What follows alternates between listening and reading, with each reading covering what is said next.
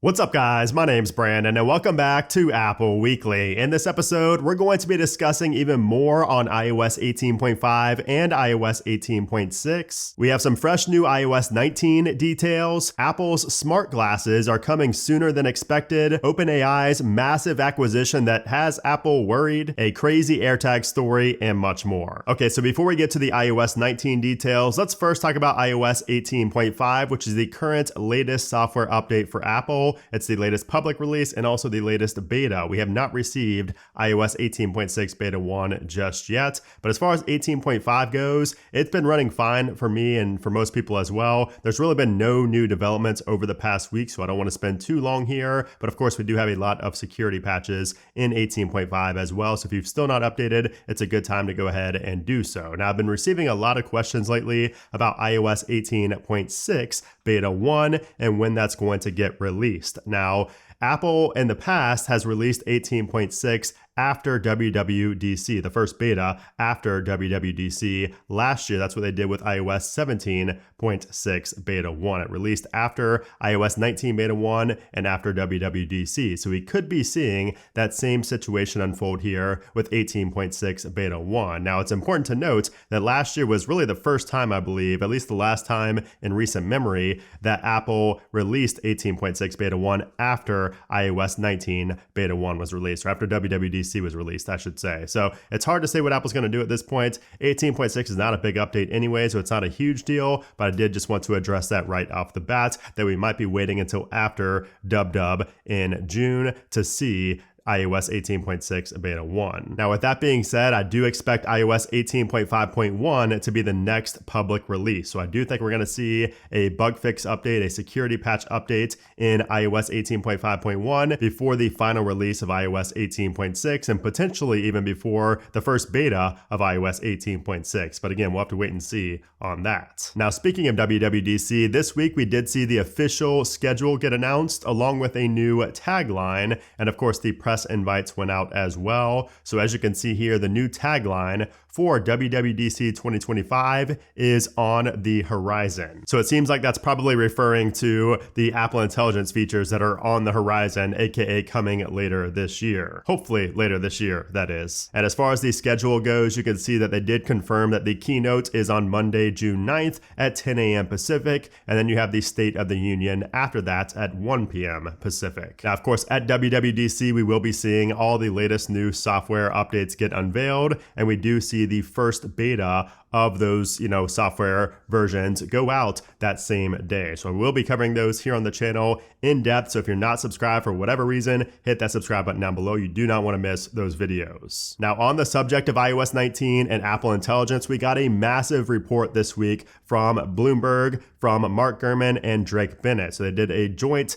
report here, and it's a big one on the future of Apple Intelligence. And in this, something interesting that they mentioned is that Apple has big plans to improve Siri over the next few years, and some Apple executives are pushing to turn Siri into a true ChatGPT competitor. And some of these Apple employees think that it's already on par with ChatGPT. So in the report, it says, according to employees, the chatbot the company has been testing internally has made significant strides over the past 6 months, to the point that some execs see it as on par with recent versions of ChatGPT. So that is pretty impressive. Now, of course, that is internal testing. We're not going to see that for quite some time, the LLM version of Siri, but hopefully we do see that at least within the next 2 to 3 years. Hopefully not any longer than that. And speaking of Siri, Apple might actually let users in the EU switch away from having Siri as their default voice assistant. So the report says, to meet expected EU regulations, the company is now working on changing its operating systems so that for the first time,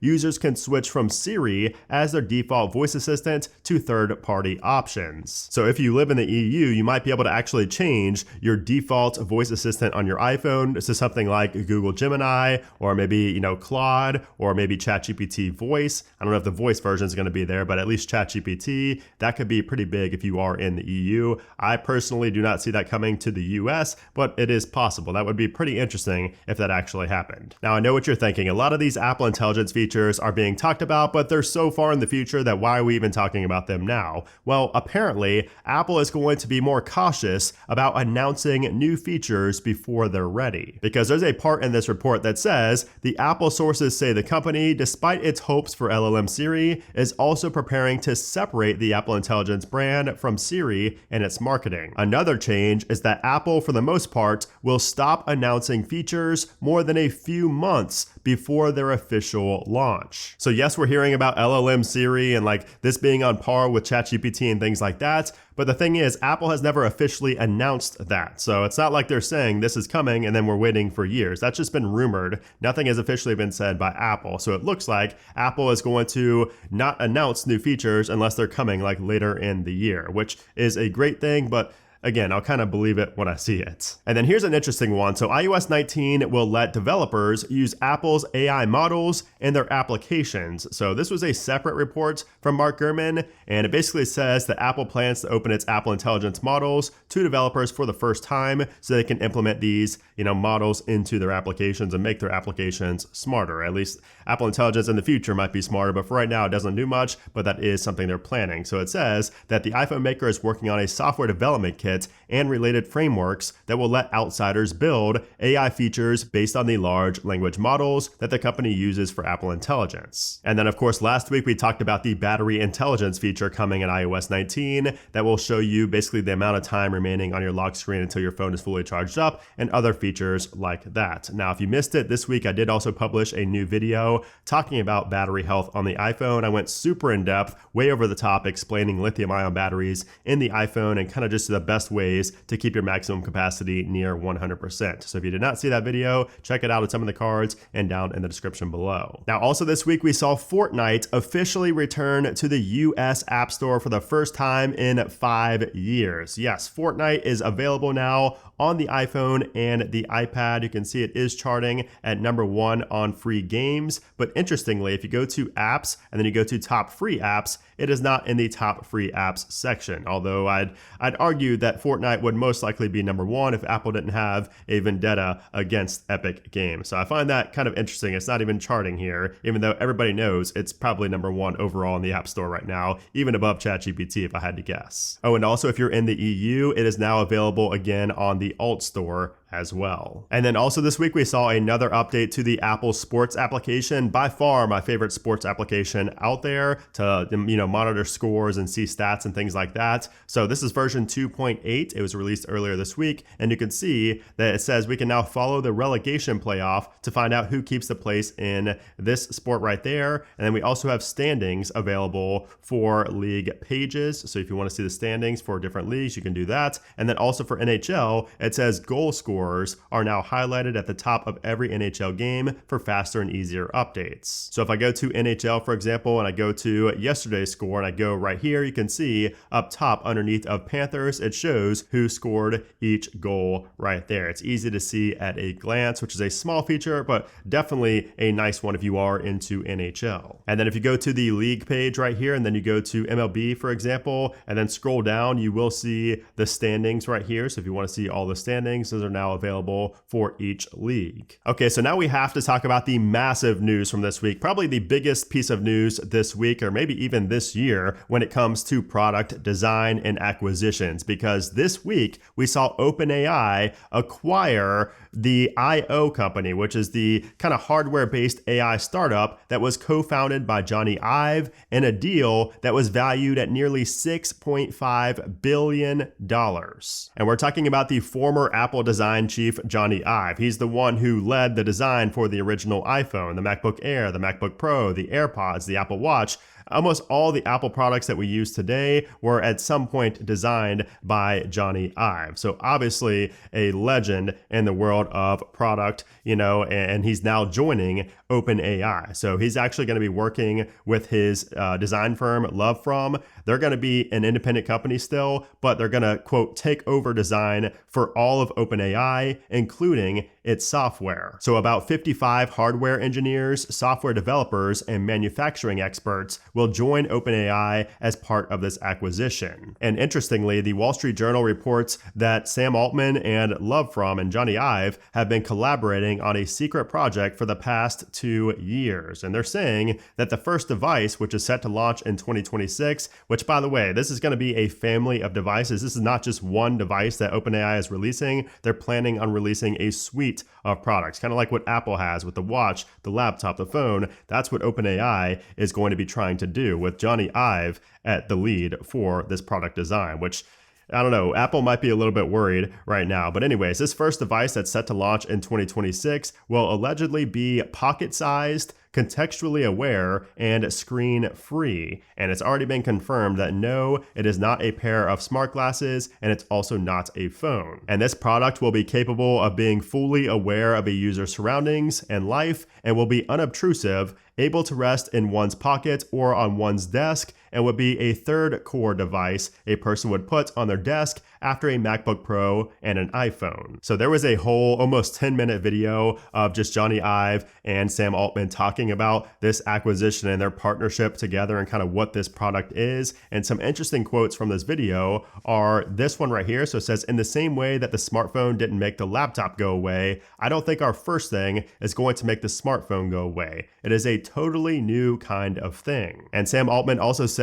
Jony recently gave me one of the prototypes of the device for the first time to take home, and I've been able to live with it. And I think it is the coolest piece of technology that the world will have ever seen. So pretty strong words there. And honestly, if it were anybody else on planet Earth, I would not be hyping this up and saying that this is something that Apple should worry about. But the reality is Apple's not really had a real threat to their hardware slash, software combination in a very long time. Like I cannot think of the last time. And OpenAI, with the scale they're growing at and the technology that they have and how great they already are at software, for them to enter into products like into consumer hardware, that's very, very interesting. Now, obviously, I don't think that they're even close to competing with Apple, and they will not be for a very long time, but it's at least, something possible in the future for Apple to be potentially worried about. And also, I've seen some people say that Jony Ive is like past his prime. He's old now. He doesn't have it anymore. But the thing with design is you don't really ever lose that. So I think his eye for design is still there, especially since he has a great team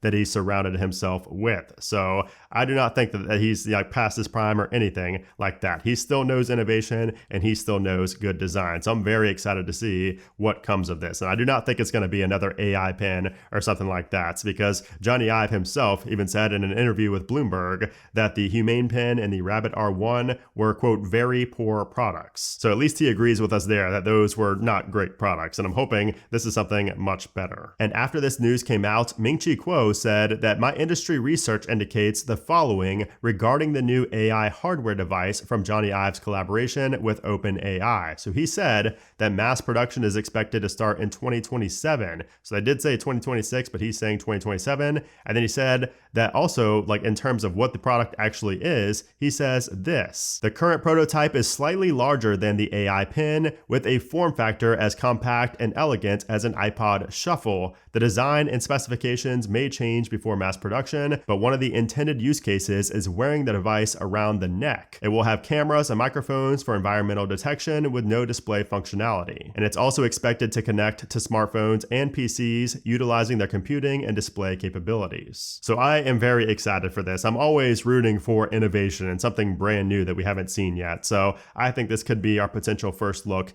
at that. And I'm excited to know that it's not going to be glasses, because everybody's working on glasses at this point. So what do you think about this? Let me know all your thoughts down in the comments below. Now, speaking of smart glasses, we have to talk about Apple's smart glasses, because these are coming sooner than expected. We're now expecting them at the end of next year, according to Mark Gurman. So he says that Apple is expected to launch a set of smart glasses by the end of 2026. And these smart glasses would have cameras, microphones, and speakers, allowing them to analyze the external world and take requests via Siri. They could also handle phone calls, music playback, live translations, and turn-by-turn directions. So basically just like the Meta Ray-Bans, which honestly, if they just do exactly what the Meta Ray-Bans do, but they just have a better design and deeper integration into the Apple ecosystem, I am fully on board. The Meta Ray-Bans blow me away every single time I wear them, which is almost every single day. I wear my Meta Ray-Bans literally at least 5 times a week because they're sunglasses. So I put them on anytime I leave the house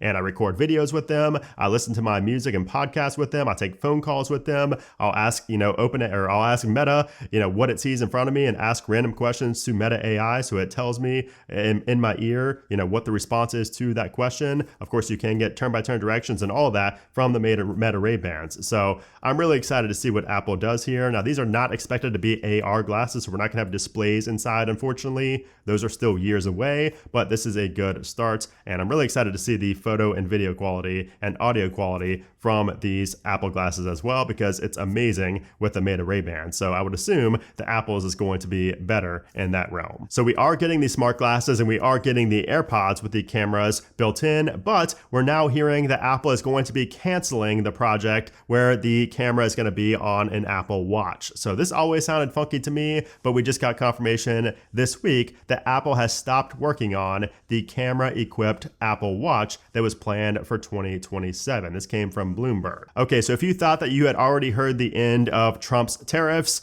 unfortunately, you were mistaken, because we got news this week, late this week, that Trump is threatening Apple with a 25% tariff on iPhones if they are not made in the USA. So he said this on Truth Social: "I have long ago informed Tim Cook of Apple that I expect their iPhones that will be sold in the United States of America will be manufactured and built in the United States, not India or any place else. If that is not the case, a tariff of at least 25% must be paid by Apple to the US. Thank you for your attention to this matter." So of course, this announcement follows the report that Apple is shifting its iPhone production to India, but of course, for the Pro iPhones, they still have to make those in China because China has all the skill to be able to make the Pro iPhones the way that they are made. They can't make those in India, especially not for the price they get them for in China. And Ming-Chi Kuo also chimed in on this over on X. So he said that in terms of profitability, it's way better for Apple to take the hit of a 25% tariff on iPhones sold in the US market than to move iPhone assembly lines back to the US. And I would have to agree with Ming-Chi Kuo here. I don't see any way that Apple actually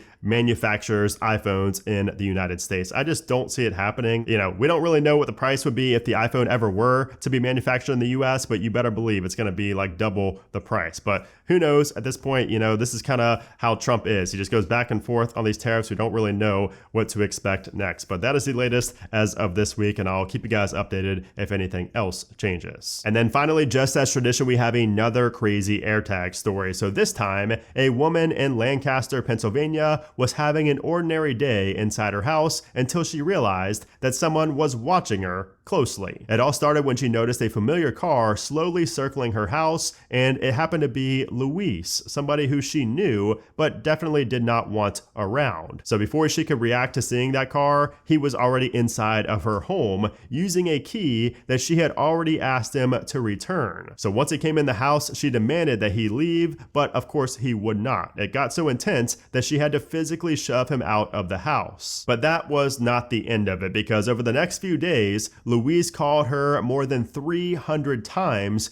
leaving over 100 voicemails, many of them angry, unsettling, and obsessive. And just when she thought that things couldn't get any worse, she found an AirTag duct taped to the back of her car. So he wasn't just harassing her, he was tracking her, he was stalking her. So that was the final straw, and that is when she called police and they launched an investigation. Now the man eventually turned himself in, and he now faces charges of stalking, harassment, and criminal trespassing. Now she should have called the police way before the AirTag was found on the back of her car, but hey, at least the AirTag was the reason this guy was caught and is in jail. Anyways, guys, I hope you enjoyed this episode of Apple Weekly. If you did, give it a thumbs up. Also, make sure to hit that subscribe button down below. We have a lot of iOS 19 content coming, macOS 16, all the new software updates coming soon, and hopefully I will be live streaming for WWDC here on YouTube. I still might be going in person. I haven't heard back just yet, so I'm still holding out hope for a last-minute invite to WWDC, but we'll have to wait and see on that. I will keep you guys posted on that status as well. But anyways, guys,